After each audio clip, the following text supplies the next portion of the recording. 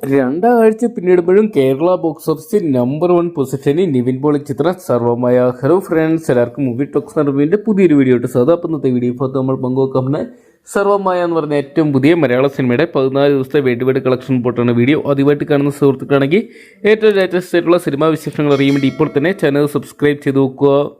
നിവിൻ പോളി, അജു വർഗീസ്, പ്രീതി മുകുന്ദൻ, ജനാർദ്ദനൻ തുടങ്ങിയവരെ കേന്ദ്ര കഥാപാത്രമാക്കി അഖിൽ സത്യൻ അണിയിച്ചിരിക്കി ഡിസംബർ മാസം 25-ാം തീയതി ക്രിസ്മസ് റിലീസായിട്ട് തിയേറ്ററിലെത്തിയ ചിത്രമായിരുന്നു സർവമായ എന്ന് പറയുന്ന സിനിമ. റെക്കോർഡ് കളക്ഷൻ തന്നെ ചിത്രം സ്വന്തമാക്കുന്ന ഒരു കാഴ്ചയാണ് കാണാൻ സാധിക്കുന്നത്. മമ്മൂട്ടിക്കും മോഹൻലാലിനും പോലും പറ്റാത്ത റെക്കോർഡുകൾ നിവിൻ പോളി സ്വന്തമാക്കുകയാണ്. ഒരു സാധാരണ ഹൊറർ കോമഡി വിഭാഗത്തിൽപ്പെടുന്ന ചിത്രമായിട്ടെത്തി ചിത്രം തിയേറ്ററുകളിൽ ഇളക്കമറിക്കുന്ന ഒരു കാഴ്ച കാണാൻ സാധിക്കുന്നുണ്ട്. ചിത്രത്തിന് തുടർച്ചയായിട്ടുള്ള 13-ാം ദിവസമായിട്ടുള്ള ഇന്നലെ കേരള ബോക്സ് ഓഫീസിന് 1,90,00,000 രൂപയോളം സ്വന്തമാക്കാൻ സാധിച്ചു.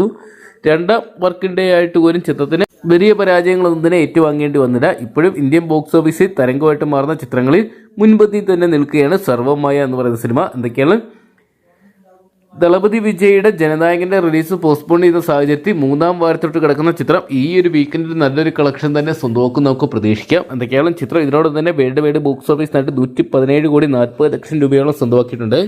കേരള ബോക്സ് ഓഫീസിന് മാത്രം ചിത്രം 50 കോടി പിന്നിടുകയും ചെയ്തിട്ടുണ്ട്. എന്തൊക്കെയാണ് ചിത്രം ഫൈനൽ 150 മുതൽ 200 കോടി രൂപ വരെ സ്വന്തമാക്കുന്നതാണ് പുറത്തുവരുന്ന റിപ്പോർട്ടുകൾ സൂചിപ്പിക്കുന്നത്. എന്തൊക്കെയാണ് കാത്തിരിക്കാൻ ചിത്രത്തിന്റെ വരും ദിവസങ്ങളിലെ കളക്ഷൻ റിപ്പോർട്ടുകൾ അറിയാൻ വേണ്ടി.